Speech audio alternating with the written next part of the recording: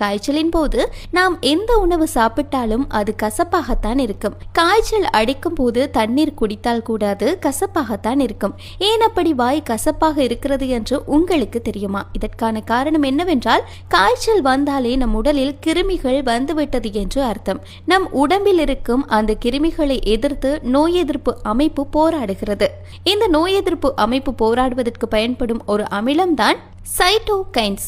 இந்த சைட்டோகைன்ஸ் என்ற புரோட்டீன் நம் உடம்பில் அதிகரிப்பதால் தான் காய்ச்சல் ஏற்படும் போது நம் வாய் கசப்பாக இருக்கிறது.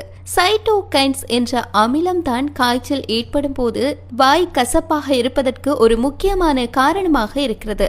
இந்த சைட்டோகைன்ஸ் என்பது 2 விதமான செயல்முறைகள் மூலம் நம் வாயில் கசப்பு தன்மையை ஏற்படுத்துகிறது. சைட்டோகைன்ஸ் நம் நாக்கில் சுவையை உணர்வதற்கு காரணமாக இருக்கும் டேஸ்ட் பட்ஸ் என்று சொல்லக்கூடிய சுவை அரும்புகளில் ஏதும் பிரச்சனையை ஏற்படுத்தினால் மட்டுமே காய்ச்சல் அடிக்கும் போது நம் வாய் கசப்பாக இருக்கும். நம் மூளையில் இருக்கும் செல்களில் குழப்பத்தை ஏற்படுத்தி நம் நாக்கில் இருக்கும் சுவை அரும்புகளில் தாக்கத்தை ஏற்படுத்துகிறது. இதன் காரணமாகவும் வாய் கசப்பாக இருக்கிறது.